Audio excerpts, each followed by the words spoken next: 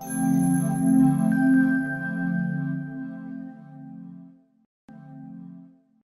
name is Laurianne Vanderpool. I'm a consultant paediatric allergist at St Thomas's, and we're really grateful to have Ollie here with us. He's a 15-year-old boy who's got severe food allergies. He's had anaphylaxis and he's had to use his adrenaline pen, and he's going to talk to us about what it's like to live with severe food allergy. Thanks so much, Ollie. That's fine. Can you start off with telling us what it is like to tell new people that you have a food allergy? I think telling new people you have food allergy is quite hard. Anaphylaxis is a step above being lactose intolerant or being allergic to gluten and getting a sore stomach. It is life-threatening, so I think you need to approach it quite carefully. So telling new people, and like that when you're at a summer camp or going to a new school, for example, telling the adults that should know, you need to outline that it is potentially life-threatening, and they should be calling an ambulance, and that you should be taking an adrenaline pen. But you also shouldn't make them feel scared and be telling them, oh, this is what happens when I'm going to swell up and my throat is going to close and I might go unconscious. I think that you need to say, this is life-threatening, but it's nothing to worry about, and you just take it from there, really.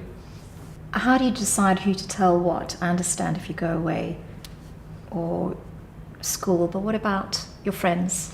What do you tell them? So my friends, when I started making new friends, I didn't mention my allergies until I knew them quite well. So I just got to know them first, and when I built up that trust and knowing it would be a long-term relationship, I did mention that offhandedly. I did have food allergies, and that wasn't anything to worry about, really. And then after the relationship built even further, I think you need to start saying, like, when you're going out with them more, they're a higher chance of being with you when a reaction possibly strikes. So you need to say, look, this is potentially life-threatening, and you need to say, I take an EpiPen with me, and you need to call an ambulance if this happens, because it's quite a big deal. And then when you're like really close friends, I guess you can start saying, like, these are some of the symptoms you should be looking out for, and I can't eat these types of foods, and I like to go to restaurants that I know well. I don't like to go to new places, and I carry a bag with me everywhere because I carry my EpiPens, and they learn to accept it, and because, well, you're friends, so yeah. What's the most nerve-wracking situation for you? I think living with food allergy. Probably telling friends and going out with friends, because going out with friends, you don't know where you're going to go. So if you're going to a party, possibly having a reaction because it's so hectic, it's quite nerve-wracking. So you need to just like stay safe and just make sure you have your EpiPen with you. Just do simple things to make sure that you can minimize the risk of having a reaction. Is there any special advice you'd give people who are newly diagnosed with food allergy if they're going out to a party with mates? Yeah, I'd say don't trust anyone. You never know what might be in your food or anything, so I think you need to say to a waiter or to the manager of a restaurant or to a host of a party, look, I have food allergies. Is there anything I should avoid?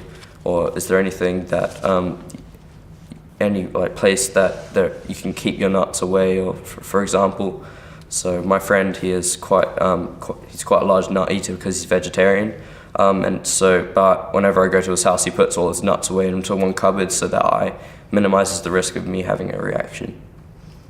Great. Is there anything, any advice that you wish you'd been told in clinic and you weren't?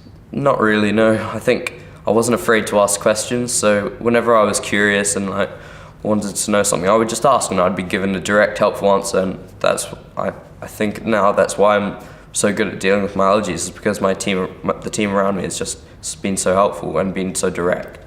I think something that lots of young people that I see in clinic want to know is, how does it actually feel to have anaphylaxis? How did you know you were having anaphylaxis? Mm-hmm. And then what does it feel like to use your EpiPen? Yeah, so I think using my EpiPen, I've done it quite a few times, so I know well, but I must say that my reaction is not specific to everyone, so my reaction is very personal. So for the general people, I would say hives and rashes on your face is quite a big is a key thing to look out for. And then also if you have stomach pain, stomach pain as well. So they're kind of two key things, because that's kind of what's immediately going to happen after you've ingested the food which you're allergic to. And you may not even know what you're allergic to. It may just be a random occurrence, a tiny trace. So don't be afraid of giving yourself a pen if you're absolutely confident that you've had something to eat that you're pretty sure that has had no allergens in it. It just could be a trace. How does it actually feel to have anaphylaxis? It's pretty scary. I always get this feeling of impending doom. What does that mean? Don't know. I've talked to quite a lot of people, and they all seem to get it, and you just kind of feel a bit jittery, kind of maybe a couple hours before, and I don't know what it is, but it is scary when you realize, oh, this is a big one. So I think you just need to stay calm and recognize the signs, and don't be afraid to give yourself the pen. It doesn't hurt. It just feels like you're pushing a finger into your thigh, virtually. And if you have to take more than one, well, that's okay too, because it's purely natural stuff. And even if it's not an anaphylactic reaction and it's just a larger reaction, I think it's still okay, because it's going to help you and it's not going to harm you in any way. So even if you're slightly not sure of whether to take it, I would say always take it rather than wait and if it gets worse. Is it fair to say that from what you've said that you've been able to tell the difference? They've felt like there was a difference between a milder reaction and when you felt like it was going to go on to be something more? Yeah, I think top on your face, the rash is always much more intense, so that you feel really, really hot, and the hives are always a lot bigger. And also, this is very specific to me, my stomach always gets very sore when I eat something that I'm allergic to badly. So. And has your throat been affected? Have you felt as though... So your throat, if you wait long enough, your throat will start to close, and my voice goes croaky, and I don't wheeze, but my chest goes really tight, and that's an immediate sign that you need to take your EpiPen, because it's the most serious type of reaction you can get. I think that's really important. Some people don't realise that a hoarse voice can be a sign of anaphylaxis as well. Yeah. So that's really interesting. And when you've taken the EpiPen, how quickly did you start to feel better, and what did it feel like? Within minutes. The heat of the rash just suddenly just dies down, and the stomach just starts to feel okay, and you can kind of breathe and talk a bit more normal, and also your head you just feel like you've had a weight taken off your shoulders, because you kind of know that kind of starting to look up after the reaction. So what did people say that were around you at the time of using your EpiPen? Have your friends gone through it with you or been there with you at any time? And my friends have how never been with me when I've had one, because I'm pretty private about it. So if I'm not feeling well, or even a minor reaction, I'll just slip off somewhere and just go to the school nurse, because it often happens in the school. I don't like to worry my friends, but I like to know that But you make sure that you tell someone. Yeah. So if I'm in, I don't know, somewhere in the blue, middle of nowhere, and my friends are with me, I need to know that they know what to do. So I've trained them all, and they all know how to use the EpiPen, and they all know if I fall unconscious to give me the EpiPen straight away, because it can save your life in a matter of minutes. So can we just have a recap of the main things that to you have allowed you to live as normal a life as possible, when you've talked about how difficult this can be to live with?